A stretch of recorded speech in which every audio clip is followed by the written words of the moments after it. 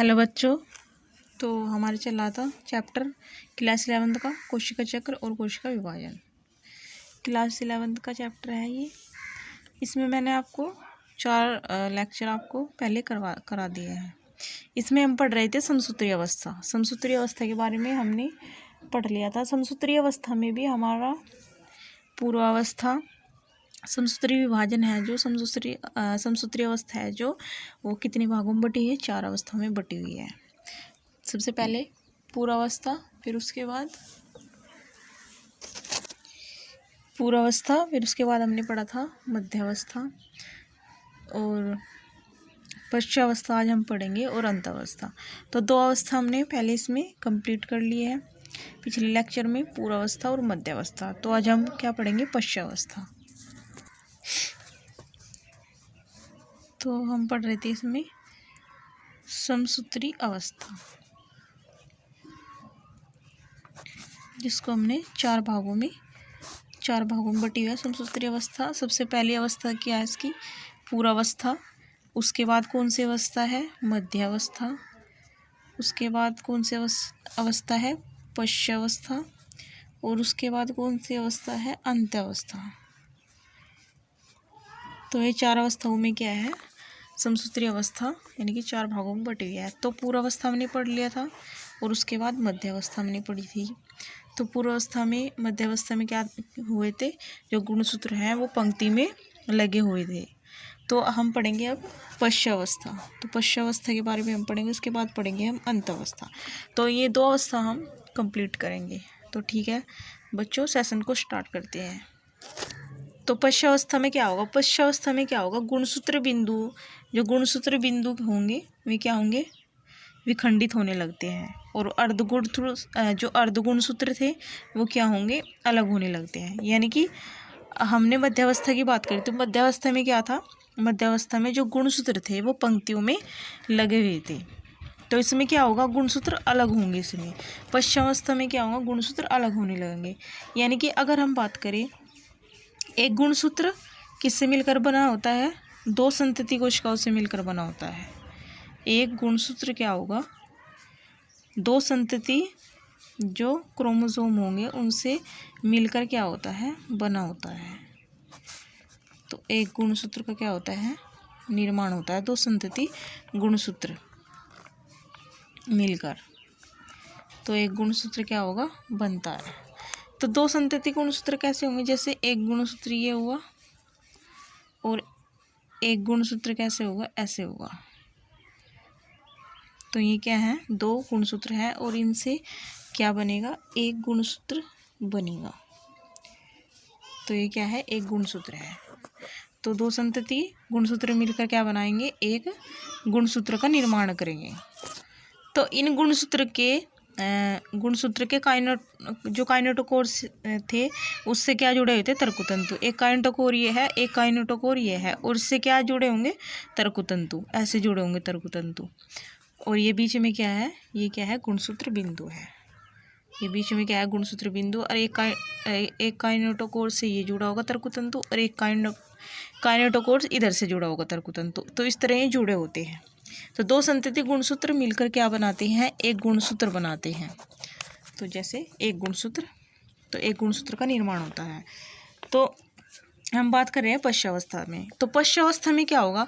पश्चावस्था में क्या होगा? गुणसूत्र बिंदु विखंडित होने लगेंगे। यानी कि एक गुणसूत्र बिंदु ये है और एक गुणसूत्र बिंदु ये है, तो दोनों क्या होंगे? ये विखंडित होने लगेंगे।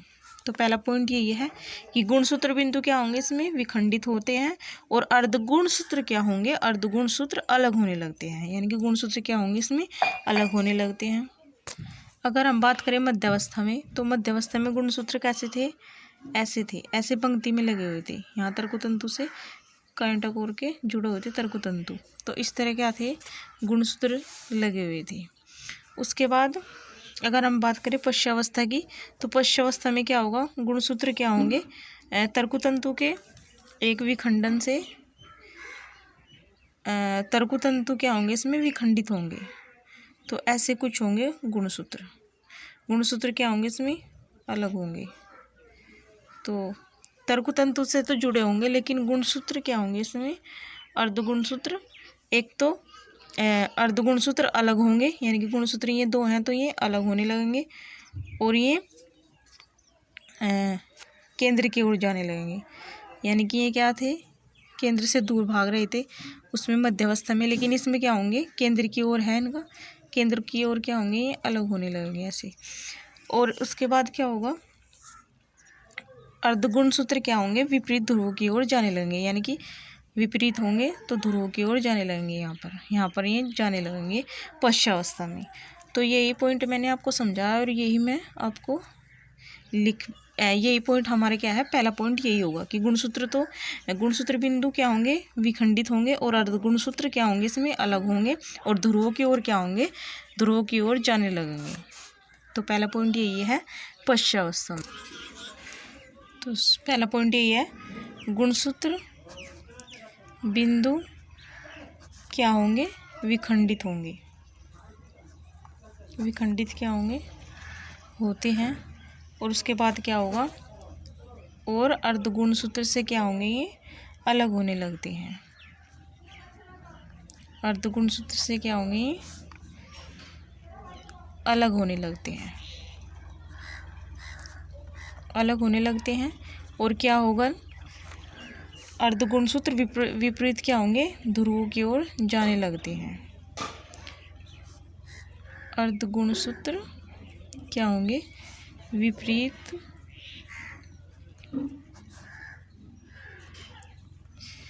ध्रुवों की ओर क्या होंगे, जाने लगते हैं।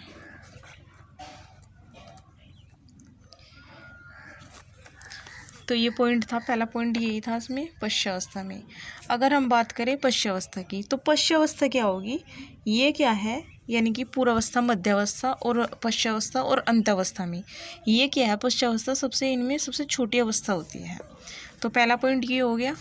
अब दूसरे पॉइंट की बात करें तो दूसरा पॉइंट ये होगा कि इसमें जो पश्चावस्था है ये क्या है, सबसे छोटी अवस्था है, ये क्या है, सबसे छोटी अवस्था है।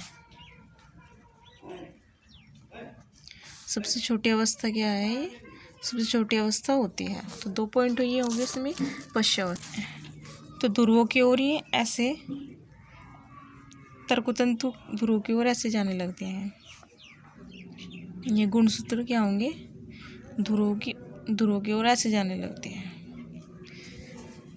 तो ध्रुवों पर ये विपरीत ध्रुवों की ओर जाने लगते हैं। तो ये ऐसी कुछ इनकी क्या होगी, स्ट्रक्चर दिखाई देती है जब ध्रुवों पर ये चले जाते हैं।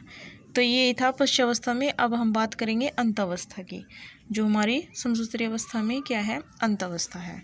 तो अंतावस्था के बाद, अंतावस्था के बारे में हम पढ़ते हैं। अंत्य अवस्था, अंतावस्था में क्या होता है, इसमें क्रोमेटिन का जाल का निर्माण होगा। यानी कि पश्चावस्था में क्या होंगे, गुणसूत्र ध्रुवों की ओर पहुँच गए, ध्रुवों की ओर क्या होंगे, विपरीत ध्रुवों की ओर जाने लगेंगे। लेकिन अंतावस्था में क्या होगा, जो ध्रुवों की ओर विपरीत ध्रुवों की ओर जाने लगे थे अर्धगुणसूत्र, तो इसमें क्या होगा, पुनः क्रोमेटिन का जाल का क्या होगा, निर्माण होगा। यानी कि कुछ संरचना कैसी होगी इनकी, क्रोमेटिन यानी कि धागे का क्या होगा, उसमें निर्माण होगा। तो धागे जैसी संरचना उसमें क्या होगी, बनने लगती है। ऐसे धागे जैसी संरचना उसमें क्या होगी, बनने लगेगी। तो पहला पॉइंट क्या होगा इसमें, ये होगा कि इसमें पुनः क्रोमेटिन का जाल का निर्माण होगा, यानी कि धागे जैसी संरचना क्या होगी, इसमें बनने लगती है। तो पुनः क्या होगा, इसमें क्रोमेटिन जाल का निर्माण होगा।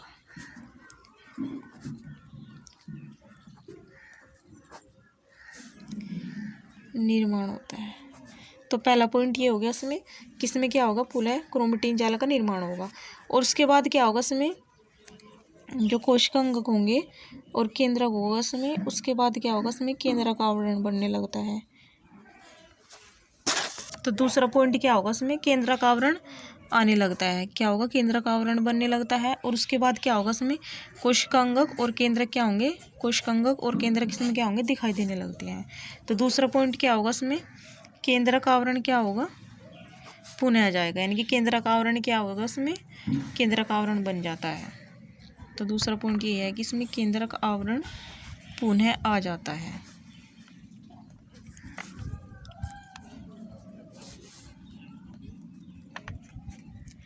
केंद्रक आवरण क्या इसमें बन जाएगा और कोशिकांग क्या होंगे इसमें दिखाई देने लगते हैं।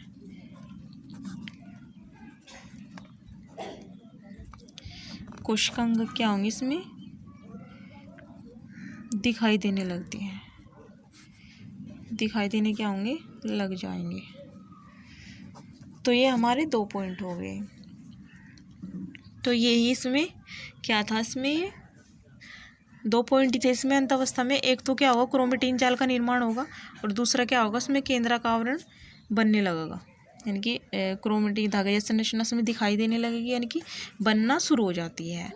और अगर हम बात करें पूर्वावस्था की, तो पूर्वावस्था का क्या होगा इसमें उल्टा होगा अंत अवस्था में, यानी कि इसमें क्या होगा क्रोमेटिन का जाल बनेगा, जाल का निर्माण होगा और केंद्रक आवरण पुनः आ जाएंगे और कोशिकांग दिखाई देने लगते हैं।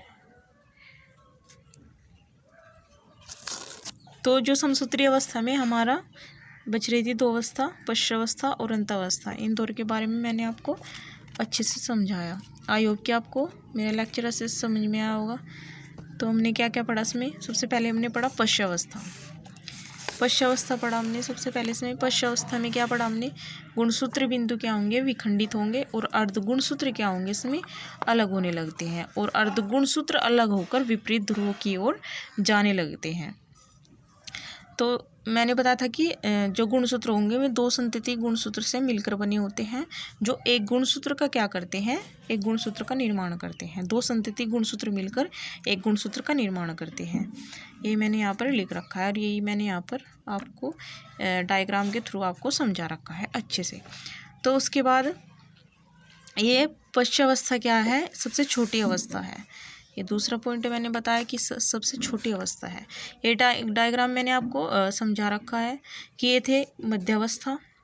मध्यावस्था में क्या थे, गुणसूत्र एक पंक्ति में दिखाई दे, एक पंक्ति में क्या थे, एक पंक्ति में लगे हुए थे। उसके बाद पश्चावस्था में क्या हुए, विखंडन हुआ और उसके बाद क्या हुआ, ध्रुव की ओर जाना प्रारंभ हुआ गुणसूत्र का, अर्ध गुणसूत्र का।